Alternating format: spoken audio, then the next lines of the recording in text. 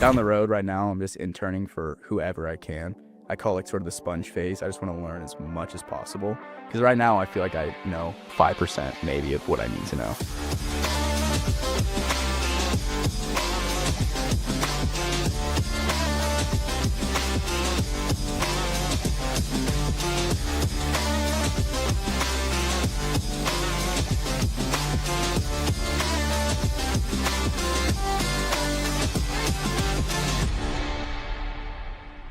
Hey, welcome back to the Josh Lustig podcast, where we're having real conversations with tomorrow's leaders. And today's guest is Cooper Arnold. We're talking about the real story behind fraternity life on campus, how helicopter parenting is backfiring on an entire generation, and whether Gen Z is getting stronger or more anxious as the result. Questions like, is college still worth it? Can you really build a career and a life at the same time? We're not going to be holding back. Today's conversation is going to be raw, it's going to be honest, and packed with some hard-earned lessons that you're just not going to hear in a classroom. All right, let's dive right in with Cooper. You have all kinds of ambitions. I'm super excited to chat with you just about life, what Gen Z's going through, what you're seeing in the fraternity scene, what you're seeing in the college scene. Just welcome to the show. Thanks for having me. Absolutely. So, okay, what are you looking to do? You're looking to go, where you're from?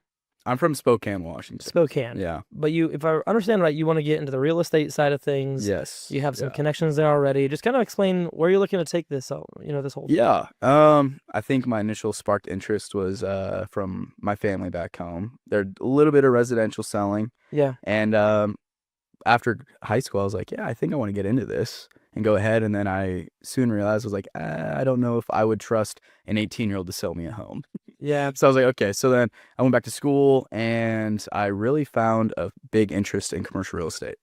So, multifamily, like apartments and retail spaces and things like that. So like Grant Cardone style. Exactly. Yeah. 10 exit, right? Like big stuff like that. So I like that side of things and I really want to dive into it. So down the road right now, I'm just interning for whoever I can. I call it sort of the sponge phase. I just want to learn as much as possible. Because right now I feel like I know 5% maybe of what I need to know. So yeah, I think that's for anybody though. Like anybody doing anything. One of the best pieces of advice is like that I've received is treat the early years of work like you're getting paid to learn. Mm-hmm. It's like it's like a radical thought. Everyone's like, oh, I got to work to get ahead and this and that. It's like, if you just like flip the script and like, I'm going to go work my ass off and I'm going to try to make a living, obviously, and go for the moon. But like the first few years, I'm literally getting paid to learn this trade 100%. from somebody that knows what the hell they're doing. 100%. And getting in and learning those.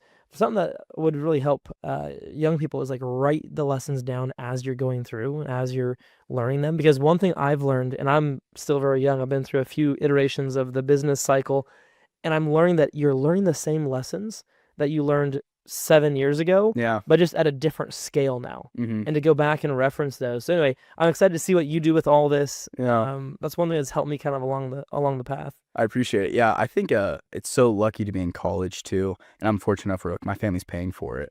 And I sort of switched from just being a college student to like I have 3 or 4 years to excel in an industry where like I want to get into. So like learn as much as I can while going to college. Like the elective classes that I'm taking, like Art 101, like I don't think I'm gonna dive into art after school, but I sort of want to learn as much as I can. So in my free time, I'll work and interning with the brokerages and just doing stuff for free if I can. Like anything that'll, excel and push me forward. Yeah. So curious, what made you want to go into a fraternity?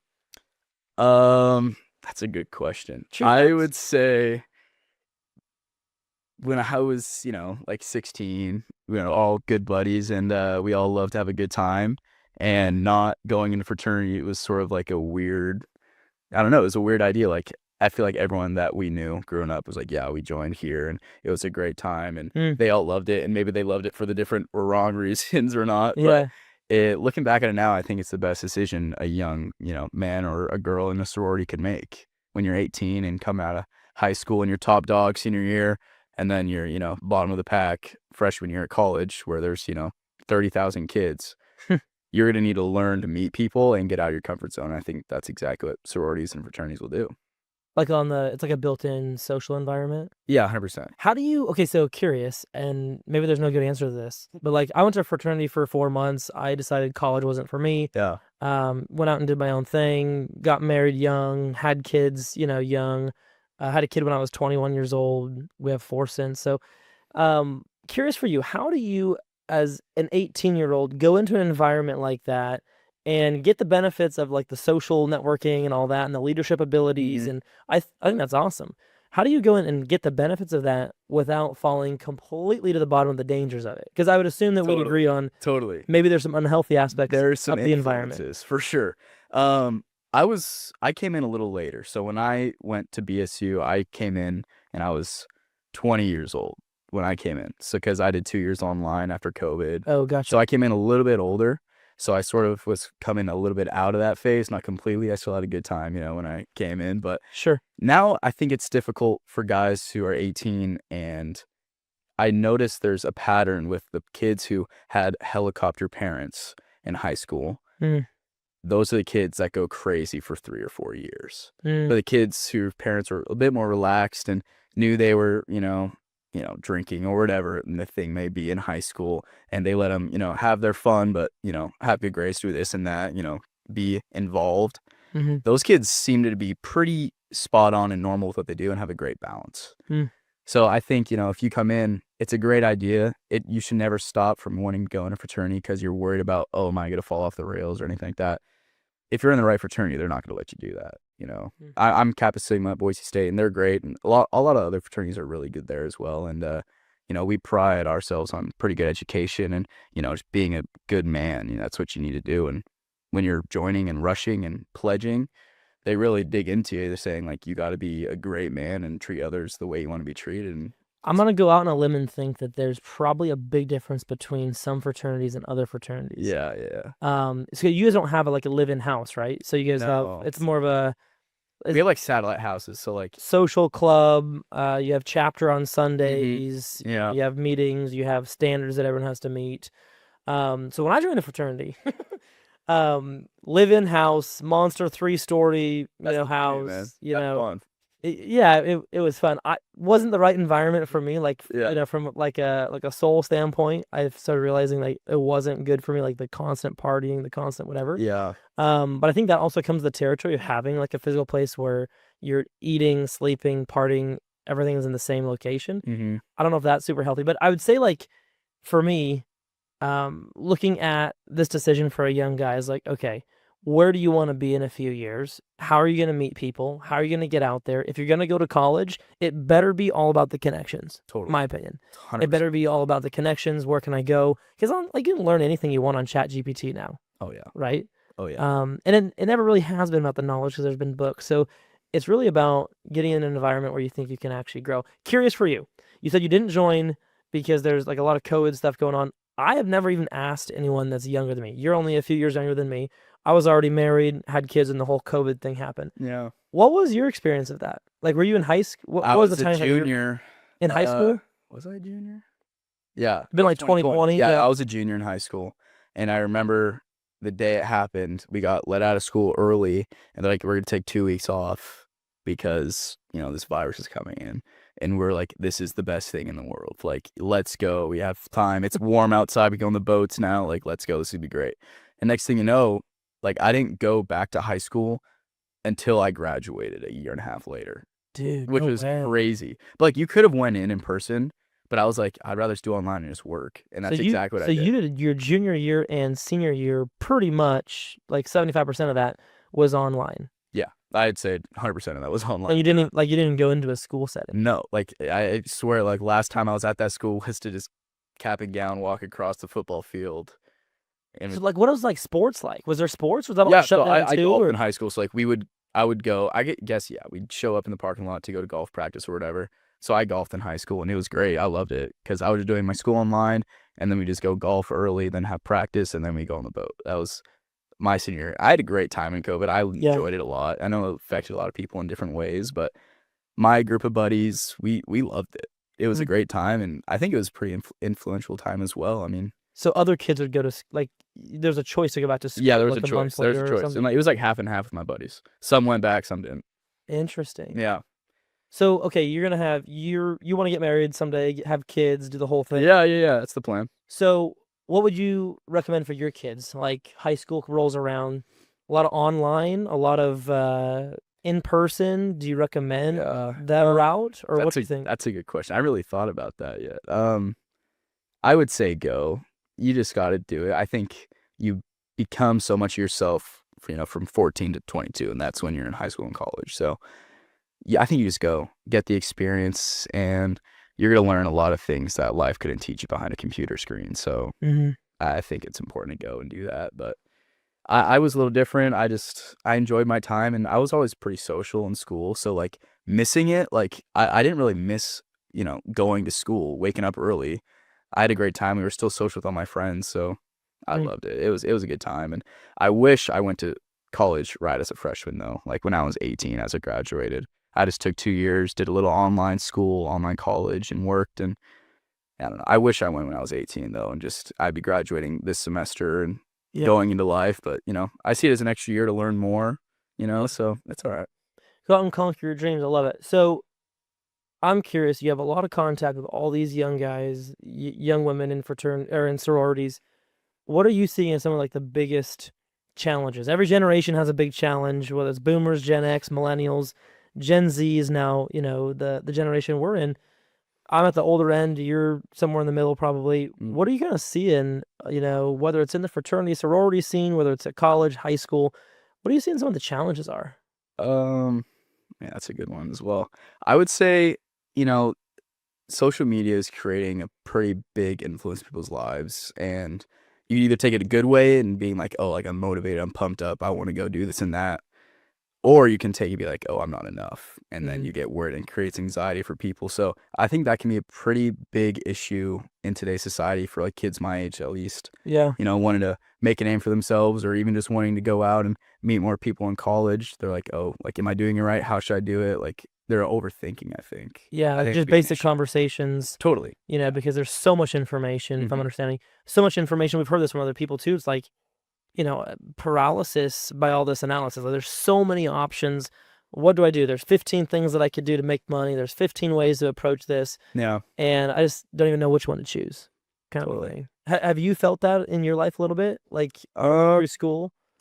I don't know. I never really got worried about that. And I think when I first talked, I never really felt much of an anxiety thing. Like I never really have had a personal battle with that. I know plenty of people have, Sure. but I just always found social media is like a motivation. Being like, that's what's out there. Like, go get it. Like, Yeah. it's exciting to see that. And a lot of guys are like, oh, like these guys are posting some dumb thing and they're doing all these cool things like renting these cars or whatever. I'm like, yeah, like that is, it is what it is. But don't you want that life? Like, go get it. Like, it's pretty exciting. So I think you got to switch your narrative and push yourself to be a motivator and not just be scared of it. Just go get it. Mm. Yeah. What do you want your family life to look like in 5 years? Switching gears a little bit. 5 years. Yeah. Um, I I want to go down commercial brokerage road. So your career really, the beginning of it is a long time. Like you don't know when you're gonna make a sale or anything like that. They say you can't just do it for 5 years and quit. Like you got to do it for five and then five and then five and keep going. So I personally want to push off having kids. I don't care about getting married early. I think that's a great idea. It Mhm. builds strength in yourself and discipline and be like, hey, now it's not just me. I'm supporting me and her or whatever. So I think I want to, 26, 25, somewhere in that area, try to not. But kids wise, I don't think I want to have them until about 30, and that definitely can change. Like I have two older sisters. The oldest, they both got married when they were 22, which is my age. Mhm. And I'm just thinking, I'm like, that just sounds crazy to me. Like, What's crazy about it? I don't know. I don't know. I Kids. don't know. And like, I know you got married too, and it's great. Well, no, there's no right answer for Yeah. anybody. So it's not like Yeah. it's a blanket statement. I'm just like genuinely curious. There's like an emotion there when you said that, and I was like, I'm just kind of curious. Well, what's crazy about it? I don't know. I don't know. I just, Like that much responsibility, that much maybe commitment, that that much responsibility, and like not saying that, I'm not responsible in that way, but sure, sure. I just, I think with what I want to be doing now, and, you know, I'm still in school, of course, and all this stuff, but I think having a kid will definitely push you to do everything you need to do. way more. For me, I want to have a little bit of more security and a bit more of like financial security, a little bit. And they always say like, oh, I'll do it when the time's right. Like, it's never right. Like, obviously, like that's what they say. Like, it's never Yeah. right. And I mean, like you got it in early and Yeah. you have a great family. But for me, I'm just like, I don't know if I want to jumpstart that so early. I'd rather front load a bit my career if I could. But that Sure, I could mean, all change. That we could be here next year, but like, yeah, I just got what I like about what you're saying is like this could all change. Everything, yeah. we never have anything completely figured out. What I have found out is that God's timing is very interesting, Mm-hmm. and it's almost laughable when I look at my plans. And I'm a planner. I'll just be completely honest. I'm very much a planner. I very much have a 20-year plan, a 10-year, 5-year. I'm all the way down to tomorrow. And I think that people should. I think people should have a plan.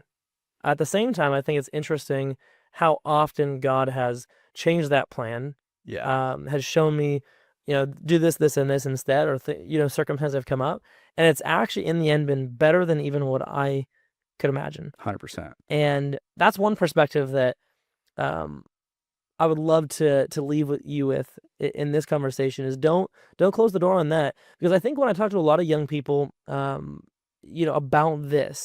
family life is like we're being sold online by all these hustlers, these grinders that say go out and make your millions young. Surely I'm not against that idea, but like make your millions young, then get married, then have kids, or maybe you don't even get married at all. There's a big cultural push for financial success is the ultimate end all be all, and where I do like money's just an amplification tool. Yeah. And there's a way to have it. Like, I don't believe in these people that say you need to go work 80, 90-hour weeks, meaning don't come home for dinner, be gone 24/7. I don't actually believe in that. I think getting up early, coming home, I worked from 4 to 7 a.m. plenty of times before the kids got up, then do breakfast, then work all day, get home at 5:30 to 8 would be with the family. And then like 8 to 10 p.m. after they all went to sleep. My wife was pregnant most of the time, most of those years. She'd be tired, go to sleep, and I would work from 8 to 10 and then do it all again tomorrow.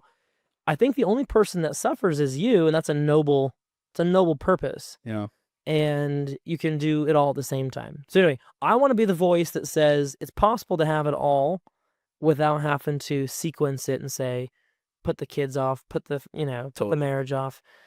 Everyone's a free person, do whatever they want. That's just my opinion. I thought I'd throw it out there. Well, I totally know. I mean, God's probably up there just laughing at me, like, yeah, we'll see what happens. I'm like, yeah, you're probably right. Like, who knows? But it's gonna be good. Well, I'm not so sold on you. Everyone has to do the kid thing in a certain way or certain timing. But I am pretty positive if you find the person that you want to be with, don't delay that decision. Yeah. If you find the person, if she's the right one, you put a ring on it and you marry them early. Oh yeah. And the more you can grow up with that person, the better. That's something that I'm willing to stake my life on. 100%, especially if they push you too. I think they need to be like iron sharpens iron. 100%.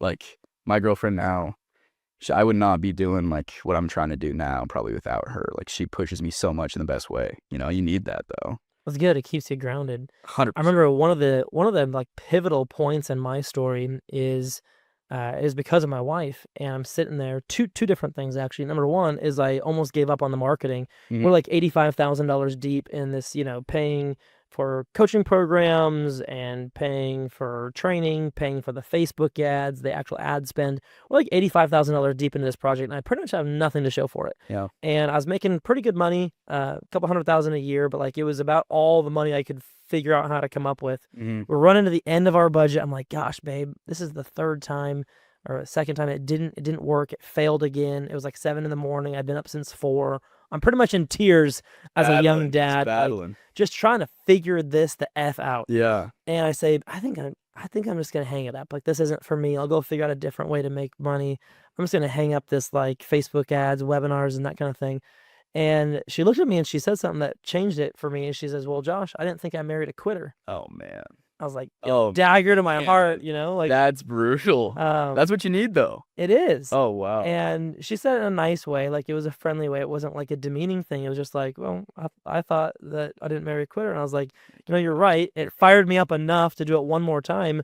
And then literally that week was the big breakthrough moment. I had sales appointments booked. My calendar was full. People are texting our CRM like, I can't, the calendar ran out of spots. How do I get on your calendar for the next week? It was a pivotal moment, and we went on to make tens of millions of dollars because of that. Another thing that she helped me with was I got to be really, really busy. I was taking phone calls all day, every day, nonstop. I was working all the time, except for at nights. I always, carve that family time out.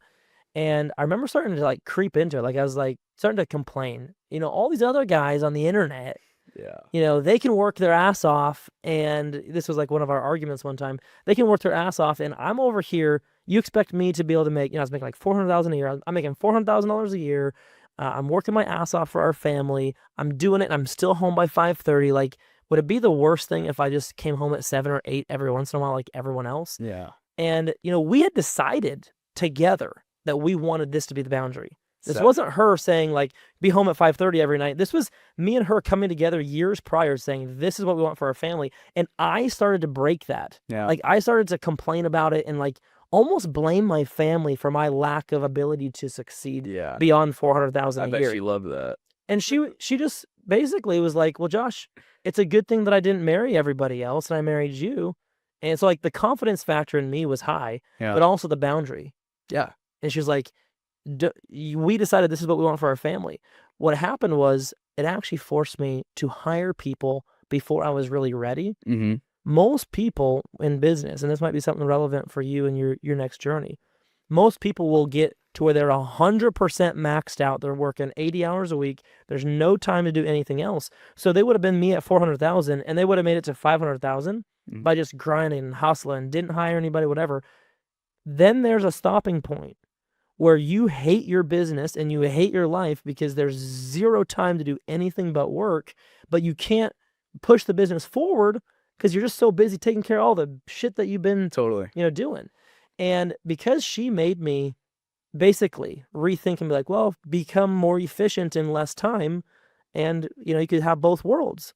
That's like, why we need them. Nobody talks about that. That's why you need them. It is. Yeah. And there was a revolutionary moment, like helping me not quit in the other scenario, helping me, really figure out how to hire and delegate early was a huge advantage. So anyway, you find the right person, marry him. That's what you need. Absolutely. I love it. I want to ask you a question, with what you've done, early success in your career, now what you're doing here, like I want to hear more about this passion project that you're trying to push off for the younger generation. Like what got me so intrigued is that you guys seem to really care about what it's going to be looking like for the future generation. So I want to hear more about. Oh, I appreciate it. I mean, this is my show, but you can ask whatever you want. Yeah, right. We're flipping roles here. I love it. My turn. So for me, we were blessed to learn some lessons along the way, and I took a bunch of the profit and I would reinvest back into the form of, instead of just marketing and just building the business, I was like, hey, who are the smartest people on the planet that will allow me to pay them tens of thousands of dollars to learn from them? So I hired a bunch of coaches, mentors, and along the way I just learned some really interesting things that have helped me a lot from big names in the industry. I won't name them all, but it's really helped me. And I'm like, okay, if that can be a spark for me, in my young age. I read a book when I was in high school, as a junior in high school, and it changed my life because it was a spark. It ignited me, you could say, into a new world where I'm just studying, I'm learning personal development, sales, business. Changed my life. It really did. And I've always thought someday when I make it, and I said someday when I'm like 45 or 50, right?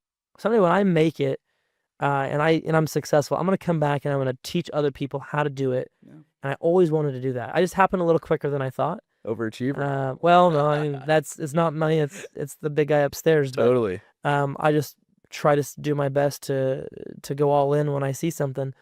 And it's like, how can we bring that? So again, our event, we're kicking off in June 27th, 28th in Boise, here in Boise, Idaho.